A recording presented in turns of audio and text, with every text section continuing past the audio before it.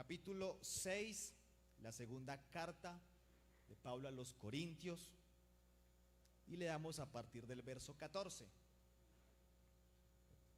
Amén. El verso 14 dice: no os unáis en yugo desigual con los incrédulos, porque ¿qué compañerismo tiene la justicia con la injusticia? ¿Y qué comunión la luz con las tinieblas? ¿Y qué concordia Cristo con Belial? ¿O qué parte el creyente con el incrédulo? ¿Y qué acuerdo hay entre el templo de Dios y los ídolos? Porque vosotros, escuche esto, hermano, vosotros sois el templo del Dios viviente. Como Dios dijo, ¿qué dijo Dios? Habitaré y andaré entre ellos y seré su Dios, y ellos serán mi pueblo. Por lo cual, salid en medio de ellos y apartaos, dice el Señor, y no toquéis lo inmundo, y yo os recibiré. Y seré para vosotros por padre, y vosotros me seréis hijos e hijas. ¿Dice quién? El Señor Todopoderoso. Y el versículo 1 del capítulo 7, ¿qué dice? Así que, amados, puesto que tenemos tales promesas, limpiémonos de toda contaminación, de carne y de espíritu, perfeccionando la santidad en el temor a Dios. Amén. Siéntese, por favor. Quisiera preguntar, ¿a quién de nosotros nos ha pasado que en algún momento hemos esperado una llamada importante, quizás para un trabajo, una cita médica, algo que usted considere como llamada importante, y de pronto por estar ocupado en algo más, perdió la llamada? ¿Les ha pasado o no? O quizás no esperaba la llamada. Podría pasar también que de repente tiene su teléfono cargando o tiene música sonando, el teléfono en el bolsillo en vibrador, y no se dio cuenta que hace media hora el pastor lo viene llamando. ¿Le ha pasado? Ahora, ¿qué pasa entonces cuando usted ve su teléfono y se da cuenta que la llamada era importante? Que el llamado que le estaban haciendo era importante. ¿Usted qué hace? Probablemente devuelva la llamada, ¿cierto? Si tiene minutos. He ahí el problema. Si me llaman a mí, no tengo cómo devolverla. Toca esperar a que otra vez me llamen, si es que llaman. Porque hay llamadas que no las devuelven. Por ejemplo, no sé si le ha pasado, pero en temas de citas médicas, cuando a usted le dicen no tenemos cupo, cuando haya lo llamamos, y de repente a los 2 o 3 meses a usted lo están llamando para ese cupo, ¿y qué pasó? No contestó. ¿Será que más tarde lo llaman? Probablemente no. Probablemente, como es un cupo, pues hay alguien más que está esperando ese cupo, y probablemente ese alguien más sí conteste la llamada. De lo que quiero hablarle, mi amado hermano, en esta noche es de los llamados de Dios. Amén. Los llamados que Dios nos hace a nosotros, y que quizás alguna vez no hemos contestado al llamado, o como suele pasar en nuestro contexto, ya casi no es llamada sino mensaje. Entonces la palabra clave es: me dejó en visto, ¿cierto? ¿A usted lo han dejado en visto? La invitación en esta noche es a que no dejes en visto el llamado del Señor. Amén. No dejen visto el llamado del Señor. Creo que el primer llamado que el Señor a nosotros nos hizo, y a cualquier ser humano le hace, es a que se convierta en su hijo. Porque usted sabe que sin Cristo no somos hijos de Él, ¿cierto? Usted sabe que cuando nuestra vida, como Pablo dijo, cuando éramos esclavos y cuando estábamos muertos en delitos y pecados, ahí no éramos hijos de Dios, aunque eso era lo que creíamos, aunque eso era lo que nos habían enseñado. Y creo que eso nos había dado una cierta tranquilidad de aunque nos revolcáramos en el mundo y el pecado, pues al fin y al cabo éramos hijos de Dios. Pero eso es contradicción, ¿cierto? Porque no es posible llamarme y tener el honor de llamarme hijo de Dios cuando tengo una vida alejada de Él. Por eso el primer llamado que nos hizo es: quiero que sean mis hijos, quiero adoptarles. Porque si no somos hijos de Dios, ¿de quién venimos siendo hijos? No le dé miedo decirlo, que a Jesús no le dio miedo decirle a un grupo de judíos: ustedes son hijos de vuestro padre el diablo, y las obras de él quieren hacer. Y eso caracterizaba a muchos, si no todos nosotros. Las obras de nuestro padre el diablo queríamos hacer, pero el Señor en su misericordia nos apartó, nos adoptó, nos llamó y nos convirtió en sus hijos. Somos hijos de Él por llamamiento divino. Yo quiero que a usted le quede algo muy claro, y es que los llamados de Dios son santos. Eso dice la Biblia, ¿cierto? Que nos llamó con llamamiento santo. Y creo, eso debe darle un realce a lo que quiero decirle esta noche. Eso debe darle un realce a lo que significa ser llamado por Dios. Es verdad que hemos perdido llamadas importantes de vez en cuando. Hemos perdido la cita médica, como lo decíamos ahora, y tenía mucho valor esa llamada que perdimos. Pero el llamado de Dios trasciende. El llamado de Dios es tan importante que puede marcar la diferencia entre el cielo y el infierno.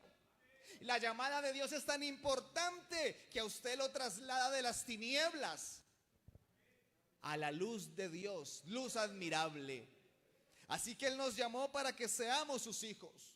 A todos los que hemos creído en su nombre, Él nos dio ¿qué? Potestad, derecho, poder, autoridad de ser hechos sus hijos. Y luego dice el texto: no son engendrados por voluntad de carne. Porque eso pudo haber pasado, que no nos planearon, ¿cierto? Que no nos planearon. En el trabajo que yo tenía allá donde vivía antes, tenía que visitar las personas y tenía que preguntarle a papá y a mamá si sus hijos eran planeados o no. Y créanlo, la mayoría de respuestas eran negativas. No eran planeados. Incluso después de cirugías, muchos hijos nacieron.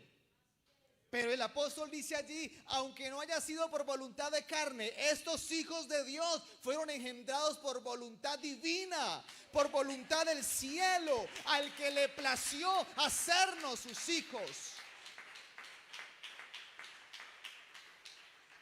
Hay un siguiente llamado de parte de Dios, y es que una vez Él nos ha hecho sus hijos, Él quiere que le conozcamos más. Amén. Ese conocerle más nos habla de intimidad, nos habla de acercamiento, nos habla de revelación. El mismo apóstol Pablo le dice a los efesios: para que el Señor, nuestro Jesucristo, el Padre de gloria, os dé espíritu de sabiduría y de revelación en el conocimiento de Él, alumbrando los ojos de vuestro entendimiento, para que sepáis cuál es la esperanza a que Él os ha llamado, y cuáles las riquezas de la gloria de la herencia en los santos. Esas palabras podría confundirnos. Y cuál la supereminente grandeza de su poder para con nosotros los que creemos. Pero se lo resumo: si Él quiere o Él planeó que fuéramos sus hijos, Él también desea que sus hijos le conozcan a Él, y no de cualquier manera. No solamente que sepamos que es Dios y ya, no solamente que sepamos que se llama Jesús y ya, sino que el poder de Él actúe en nosotros. Él dice que le conozcamos, y ese conocer, dice Pablo, requiere revelación. ¿Entiende eso, cierto? No cualquiera le conoce. No cualquiera tiene ese privilegio de decir: yo conozco al Señor, sino aquel a quien le ha sido revelado. Aquel que fue llamado para conocerle recibe revelación divina. no solamente para que sepa que hay un Dios, sino para que ese Dios sea su Padre, su sustentador, su guiador, su santificador.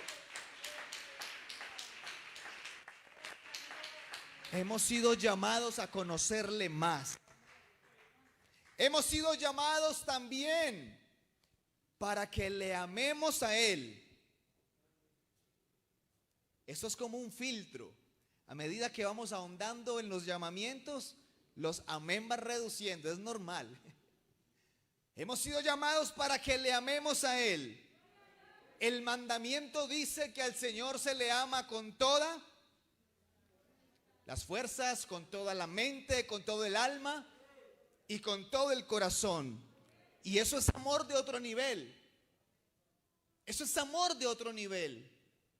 Amarle de esa manera implica que lo demás no se ame así. Amarle de esa manera implica que mi pensamiento, que mis emociones, mis intenciones giren en torno a Dios. Amarle significaría lo que una vez Jesús le dijo a María y a José: es que en los negocios de mi Padre es necesario estar. Amarle a ese nivel, amado hermano, indica que yo le diga no a las ofertas del mundo. Y eso es santidad y santificación. Que yo le diga que no al mundo, pero que yo le diga que sí a Cristo porque lo amo. ¿Usted ama al Señor? Pero también nos llamó para que nos amemos unos a otros. Para que nos amemos como Él nos amó. De hecho, una de las demostraciones de que amamos a Dios es amar a nuestro hermano. Es amar a nuestro enemigo. Es amar a los que nos aborrecen. Demostrar que amamos a Dios es orar por los que nos persiguen. Es desear el bien a quienes nos vituperan. Amar a Dios y demostrar que amamos a Dios es mostrar al mundo que amamos a las personas. De hecho, hermano, para poner un ejemplo práctico, si alguno de nosotros no participa de las campañas, es porque no ama las almas. Amén. Y hay quienes no aman las almas. Hay quienes les da igual si una persona se pierde o no se pierde. Hay quienes les da igual que hayan cantidad de personas muertas todos los días sin Cristo. Hay quienes les da lo mismo porque en su corazón falta amor. No es cuestión de ser un don evangelizar, no es cuestión de que no tenga las palabras, no es cuestión de que me dé miedo hablarle a alguien de Cristo, es cuestión de amar. Es cuestión de saber que por la palabra que yo le dé a alguien puedo librarlo de una eterna condenación. Es saber que si yo amo a Dios y yo amo a alguien, voy a hacer lo que esté en mi alcance para que ese alguien también conozca el amor de Dios. Él nos llamó a que amemos y nos amemos de verdad, de corazón, con sinceridad. Y usted sabe mejor que yo que el amor tiene que ser demostrado y no puede ser de palabra nomás. Es contradictorio si yo digo que amo a Dios y que yo amo a las personas y no lloro con el que llora y no sufro con el que sufre. Puedo decir que amo a alguien si en mi corazón no hay dolor por el dolor que el otro siente. Y en esto demostramos que a Dios le amamos. Otro llamado que hemos recibido del Señor es a servirle. Amén. Usted sabe que fue llamado para servir a Dios. Amén.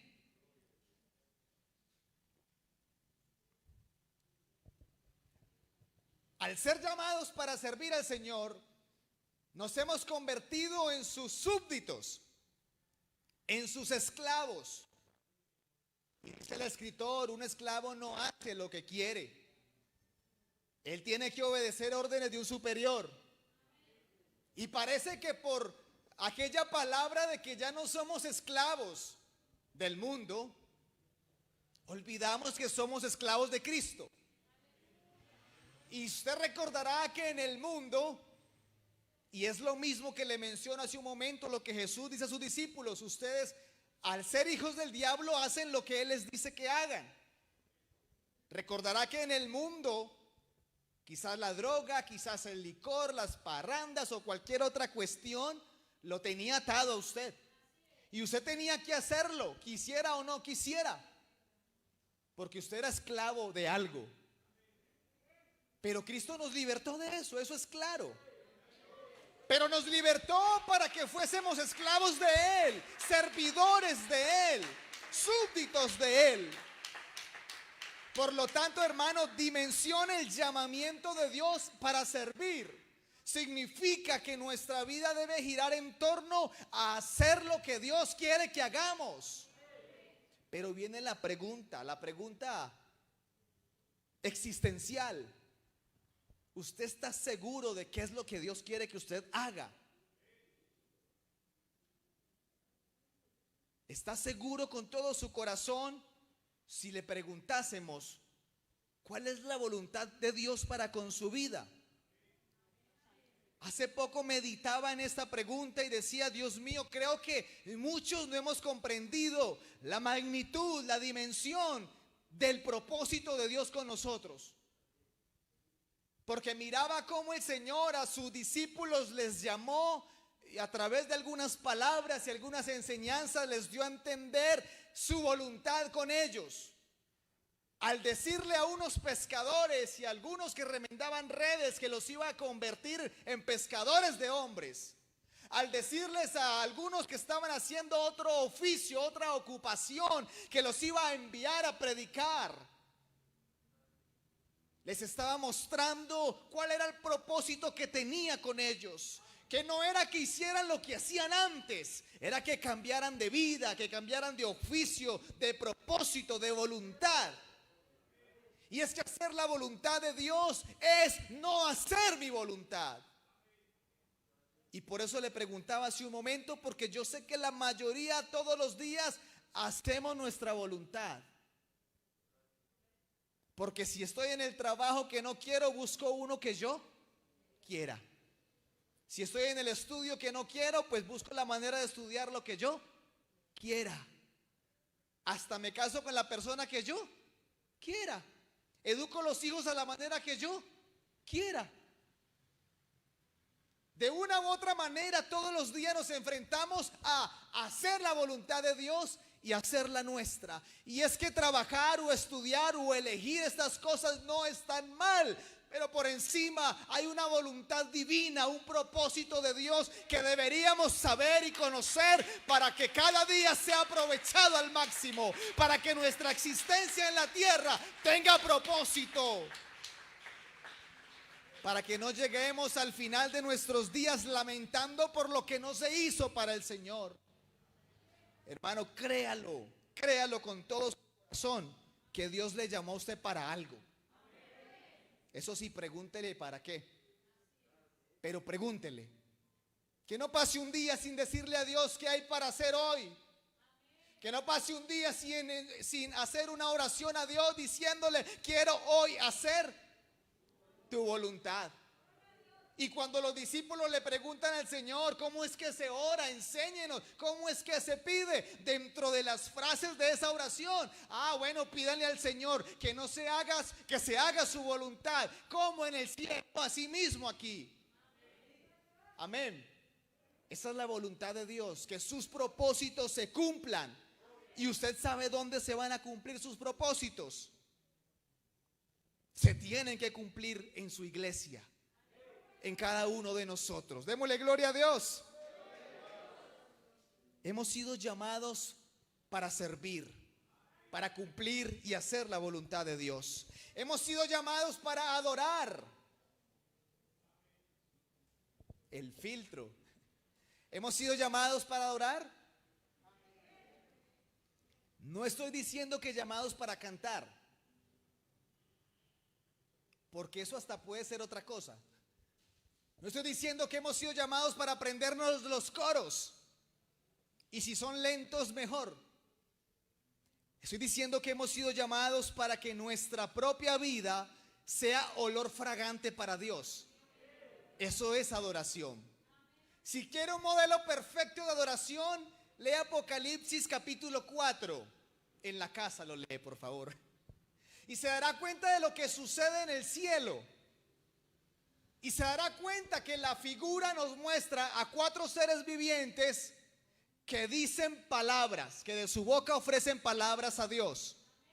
Pero también hay una figura de 24 ancianos que cuando los 4 seres vivientes dicen palabras, los 24 se postran delante del trono de Dios. Ahí hay un cuadro completo de adoración, porque adoración no es solamente las palabras que proferimos, sino la actitud que sale del corazón. Si dijera solamente que los 24 ancianos y los 4 seres vivientes le dicen palabras al Señor, resumimos que eso es adorar a Dios. Pero no, ellos se tiran de rodillas. ¿Y acaso los seres espirituales tienen rodillas? Ellos arrojan sus coronas, dice finalizando el capítulo 4. Las arrojan delante del que está en el trono. Y eso da un significado muy grande, mi hermano, de que muchas veces nosotros cantamos pero no adoramos. Y vuelvo y lo repito porque de pronto estamos encasillados en pensar que adorar es el momento en el cual más o menos por espacio de 5 a 15 minutos cantamos los coros y el resto del tiempo no. Pero la adoración es en espíritu y es en verdad. La adoración no sale de la boca, sale del corazón. La adoración sale de cada vida que se ha rendido delante del Señor. Eso es adoración, una vida totalmente rendida a Dios. Y usted puede notar cómo los llamamientos de Dios se conectan. Si yo no soy hijo, no puedo conocerle. Si yo no le conozco, no puedo amarle. Si yo no le amo, no puedo servirle. Si yo no le sirvo, no puedo adorarle. ¿Estamos de acuerdo? Y el último llamamiento, y no es menos importante, es tan grande, hermanos, dimensiónelo nuevamente, le pido. Son tan grandes los llamamientos de parte de Dios,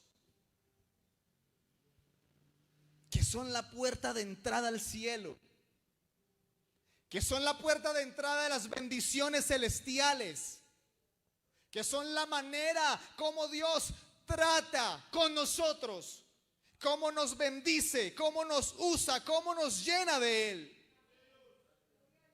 A veces las manifestaciones del Espíritu no son tan tangibles por falta de adorar en espíritu y verdad.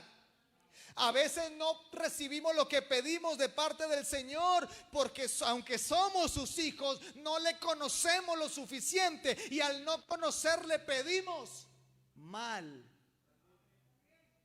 Y el Señor se lo dijo a sus discípulos, ellos pedían mal. Este último llamamiento es a tener una vida de santidad. Ahí el versículo que leíamos de la segunda carta a los Corintios, capítulo 7, el verso 1, dice: así que, amados, puesto que tenemos tales promesas. ¿Cuáles promesas? Las menciona el capítulo anterior. Y se menciona que somos templo del Espíritu Santo. ¿Sabe lo que significa eso, cierto? ¿Se entiende? Templo, casa, morada, habitación, tabernáculo, templo del Espíritu Santo. ¿Qué otra promesa? Que Dios habitará en medio, no con, sino en medio de nosotros. Y Él será nuestro Dios y nosotros su pueblo. Y el versículo siguiente, no solo su pueblo, sino sus hijos e hijas. Y seremos pueblo para Él y Él será nuestro Padre, dice el Señor Todopoderoso. Esas son las promesas. Pero para que se hagan efectivas tales promesas, hay que hacer varias cosas según el versículo. Limpiémonos de toda contaminación. Escuche esto, limpiémonos de toda contaminación. ¿De qué? De carne y de espíritu. Estamos en un tiempo donde se cree que la contaminación es solo por dentro, que lo que interesa es solo lo de adentro. Pero el apóstol hace un llamado a que nos limpiemos de contaminación exterior también, de la que se ve, de la que todos ven y de la que todos oyen. No solamente de esa que es íntima, que es profunda, esa que solo tratas tú con Dios, esa es importante, pero hay una también la cual tú debes escudriñar. Podrían ser palabras, podrían ser modas, actitudes, cualquier cosa que contamina tu vida y que es visible, que es palpable y que es evidente. Y sabe que si no nos limpiamos, no se cumplen tales promesas. ¿Cuáles promesas? Sencillo, ser templo del Espíritu. Sencillo de entender, ¿cierto? O me limpio o no soy templo de Dios. No solo de carne, sino también de espíritu, es decir, limpieza interior. Limpieza ahí sí donde solamente Dios entra, donde solo Dios limpia, donde solo Dios pule. Pero dice, limpiémonos. No deja de ser una actitud nuestra, un llamado a cada uno para que se acerque a Dios, a la sangre de Cristo que todavía sigue limpiando, a la sangre de Cristo que todavía nos sigue haciendo aptos para ser templo del Espíritu Santo. Y la última frase del versículo dice, perfeccionando la santidad en el temor a Dios, en el temor de Dios. Y yo creo, particularmente creo que la santidad es algo que proviene de Dios a nosotros. De que no es algo que nosotros produzcamos por nuestras obras. Que no es algo que porque me porte bien o porque haga ciertos rituales soy santo. Creo que la santidad es un vestido de Dios para nosotros. Que en el momento en que he confesado mi pecado ante Dios, en el momento que creo con mi corazón que su sangre me ha limpiado, Él me pone un vestido de santidad.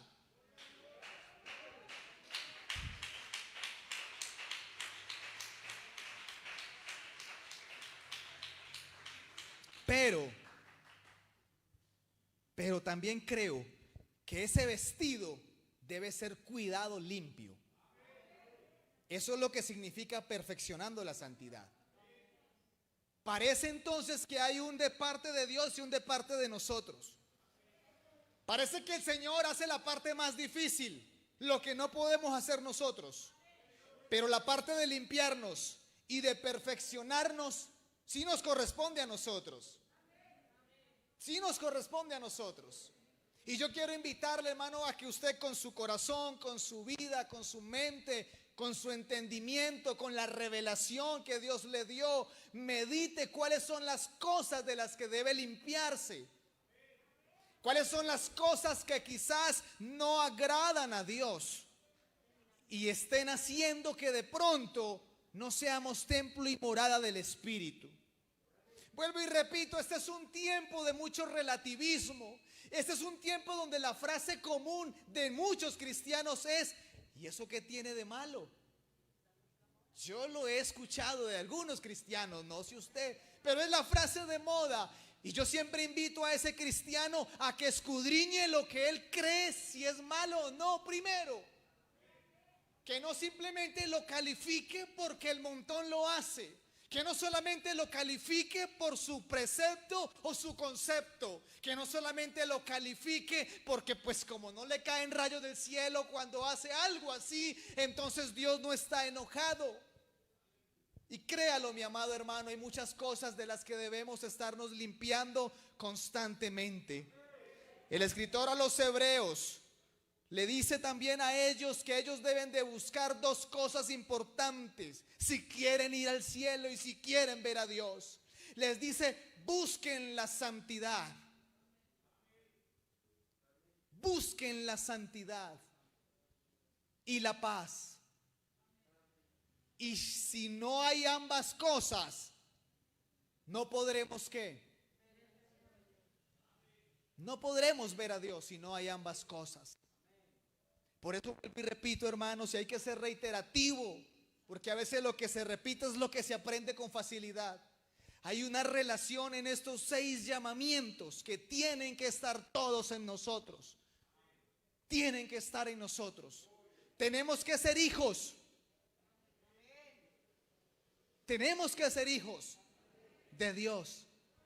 Y cuando somos hijos, somos herederos juntamente con Cristo. Cuando somos hijos, no estamos en la tierra, estamos sentados en lugares celestiales. Cuando somos hijos, estamos anhelando la manifestación gloriosa del Señor, que en cualquier momento se lleva a sus hijos. Cuando somos hijos, es cuando más creemos que nuestra ciudadanía está en los cielos. Cuando somos hijos, entonces debemos anhelarle conocer más. Y esa es su voluntad también, que le conozcamos a Él. Porque si vamos a ir a decirle al mundo que se entreguen al Señor, tenemos que asegurarnos de que conocemos al Señor que vamos a presentar. Tenemos que asegurarnos de que vamos a hablar muy bien de Él, de que vamos a decir lo correcto allá afuera. Y cuando eso sucede, cuando yo voy con autoridad a presentarles a nuestro Padre, las almas se convierten al Señor.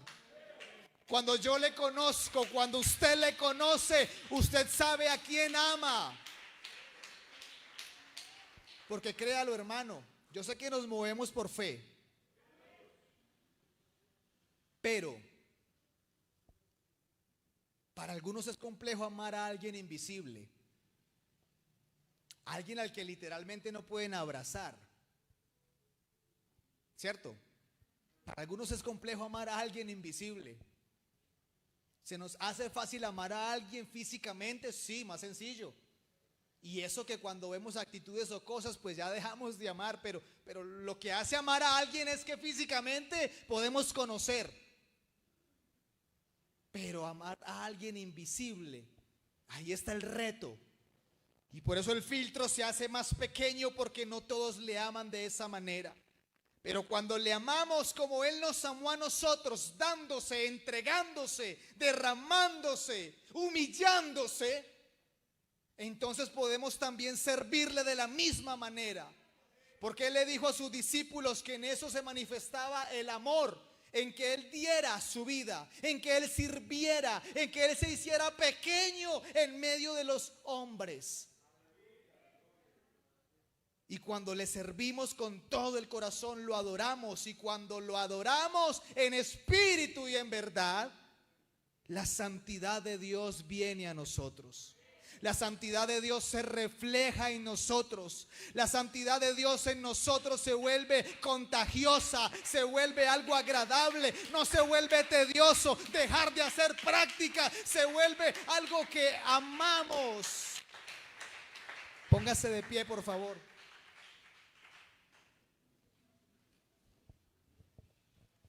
Ese llamado a ser santos es tan trascendental que sin santidad nadie verá al Señor. El llamado a la santidad es tan importante que el apóstol Pedro dice, citando las palabras del Señor, en el Antiguo Testamento le dice a la iglesia: sed santos, porque yo soy santo. Palabras del Señor, de la boca de Dios. Y no sé si lo tome como simplemente una invitación, como una llamada al teléfono de alguien que ni sabemos quién es. No tiene mucha importancia esa llamada.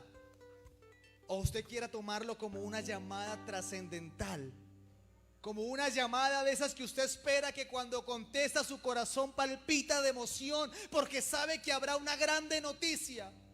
Es una llamada que esperaba usted hace mucho tiempo. Es una llamada que cambiará muchas cosas en su vida.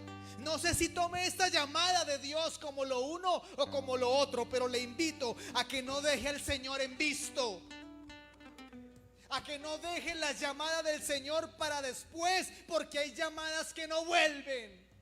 Le invito para que tome en serio la invitación que Dios en esta noche le hace. Por favor, levante sus manos. Por favor, haga una oración. Por favor, haga una oración como si usted fuese hijo de Dios. Haga una oración como si usted conociera al Señor. Haga una oración como si usted realmente amara al Señor por encima de todo, por encima de su propia vida incluso.